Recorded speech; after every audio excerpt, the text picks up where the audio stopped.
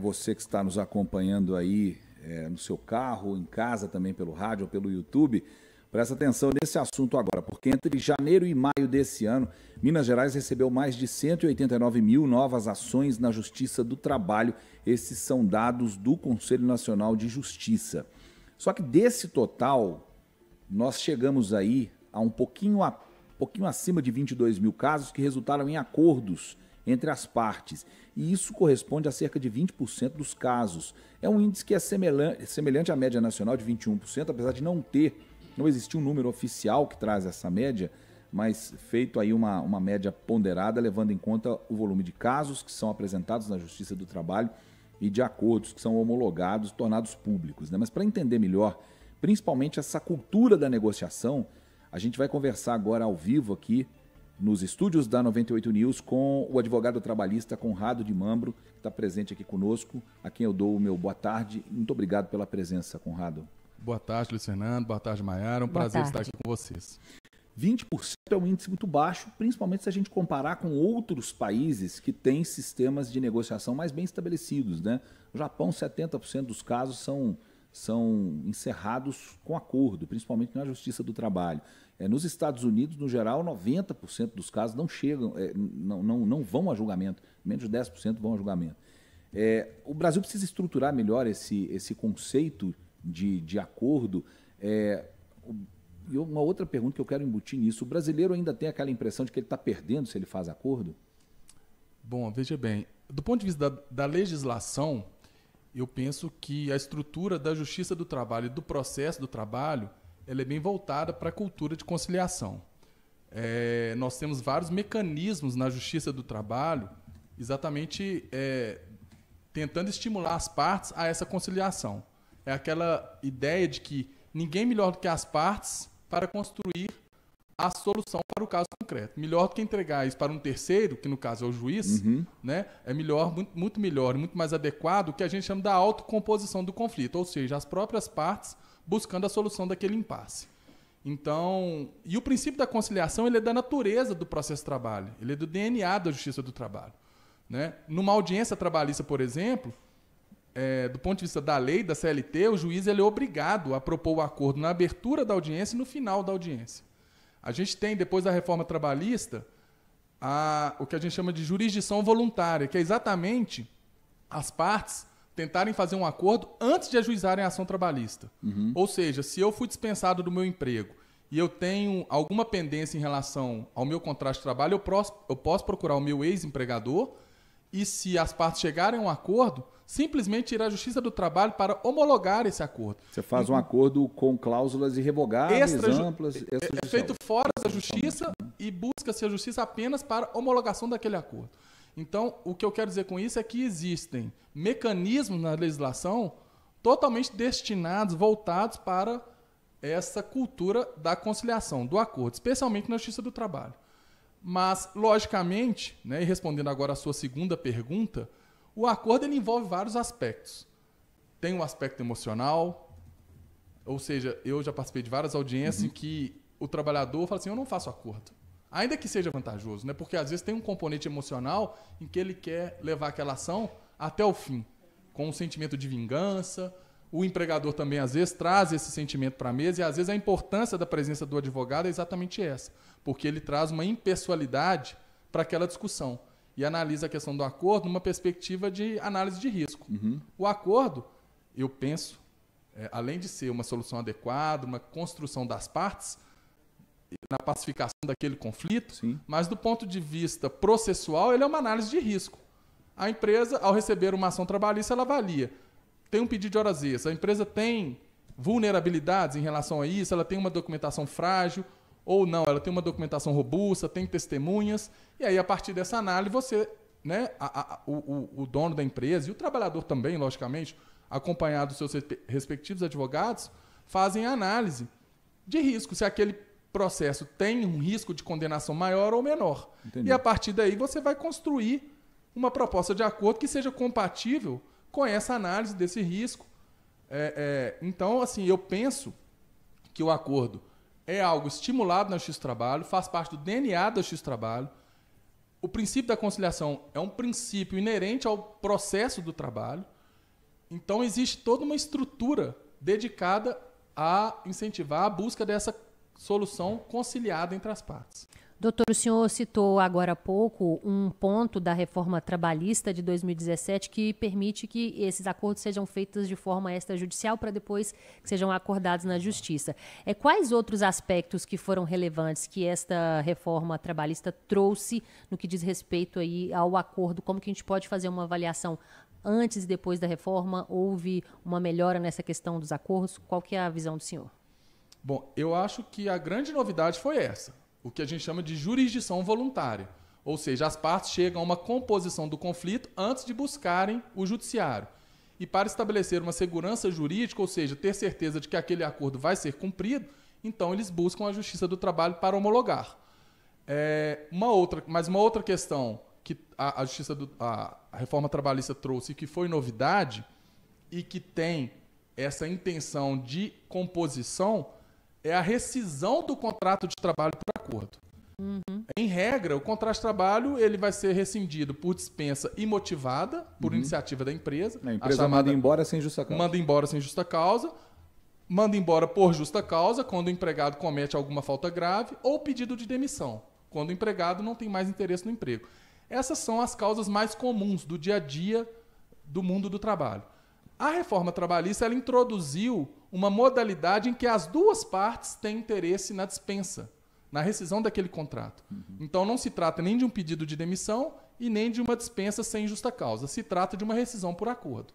E aí o empregado ele vai receber, nessa situação, ele recebe a metade do aviso prévio, se o aviso for indenizado, a metade da multa de 40% do fundo de garantia, então ele recebe 20%, ou seja, essas parcelas elas são rateadas entre empregado e empregador, exatamente porque é algo de iniciativa das duas partes. Ele saca 80% do fundo de garantia e ele não se habilita ao seguro-desemprego. Essa é uma grande questão, talvez até porque essa modalidade de rescisão não foi tão encampada no dia a dia. Porque o empregado, como esse modelo, essa modalidade de rescisão depende de um ato de vontade do empregado, a legislação considera que ele não vai estar numa situação de desemprego involuntário, que é exatamente quem seja, né, que dá direito a ele ao seguro. Ou seja, é um desemprego voluntário, porque ele também deseja sair do emprego.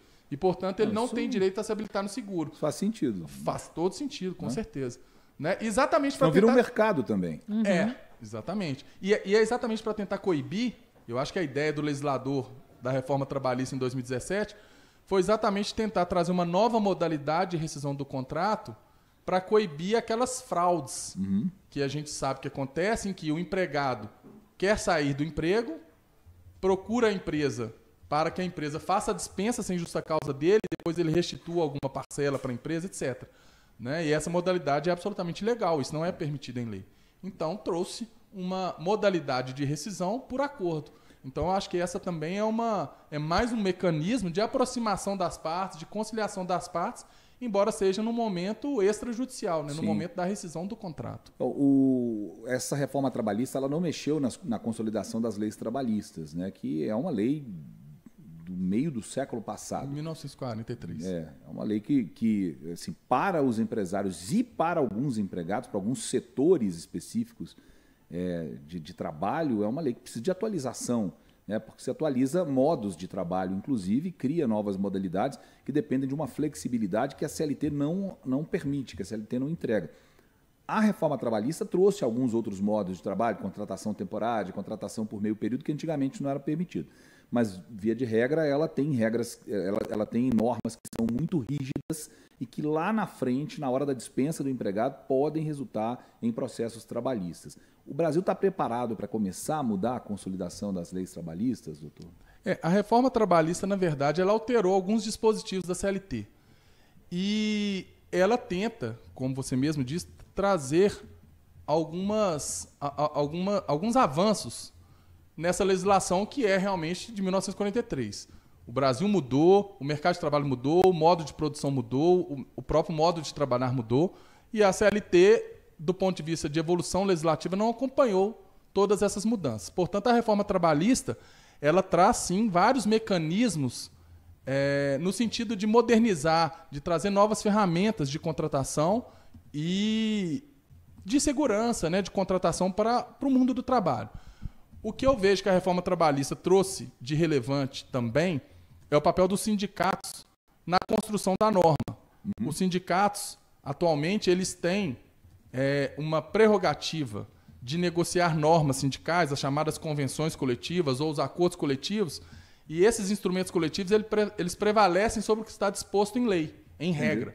Respeitado um chamado núcleo duro, um mínimo de direitos trabalhistas, esses são inegociáveis, respeitados, né, aqueles que estão no artigo 7º da Constituição Federal ou no artigo 611b da CLT, a partir daí, respeitados esses direitos que são inegociáveis, os sindicatos eles têm também autonomia para negociar condições de trabalho específicas para cada setor.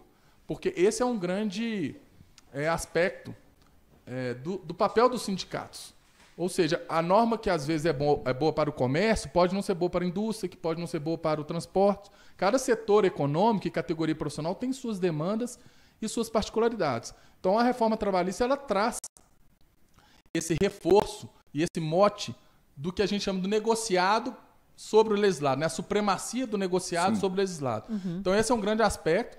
Acho que do ponto de vista de mercado, de sistema produtivo, o Brasil ele passa por assim como o mundo inteiro, né, por uma revolução, a questão das plataformas digitais, novas formas de trabalho. A legislação, para quem estuda direito sabe disso, ela sempre está atrás do fato, né? Ou seja, primeiro o fato social acontece e a legislação ela vem, tem que correr atrás, ela vem posteriormente para tentar regular aquela nova dinâmica, aquele novo... Muitas vezes feita por pessoas que não entendem... Que não conhecem, exatamente. É por isso que eu digo, o papel do sindicato é muito importante, porque o sindicato ele é o porta-voz. Seja o sindicato dos trabalhadores, vai ser o porta-voz daquela categoria profissional, assim como o sindicato patronal das empresas, ele vai ser o porta-voz daquela categoria econômica. Então, por isso, faz muito sentido a gente valorizar a negociação coletiva. Quando os sindicatos sentam à mesa de negociação para estabelecer normas e condições de trabalho que vão reger aquele segmento, é muito importante, porque eles, diferentemente do legislador, do deputado, do senador, que nem sempre conhece o chamado chão de fábrica, o dia a dia de uma operação, os sindicatos têm esse conhecimento e podem trazer normas jurídicas muito mais aderentes, adequadas para aquele segmento. Né? E isso veio com a reforma trabalhista, né? Esse novo olhar, essa nova forma de compreender o papel das negociações coletivas no âmbito trabalhista. Muito bem, esse é o Dr. Conrado de Mambro, que é advogado especialista em direito do trabalho. Doutor, o senhor falou agora há pouco em relação ao surgimento das novas plataformas. Hoje em dia a gente consegue fazer uma audiência de conciliação pela internet, online, à distância, cada parte em seu respectivo endereço. Você acredita que o uso dessas plataformas, da inteligência artificial, pode, de alguma forma, ajudar a aumentar esses índices de conciliação? Ou não é uma questão de estrutura e sim uma questão de cultura?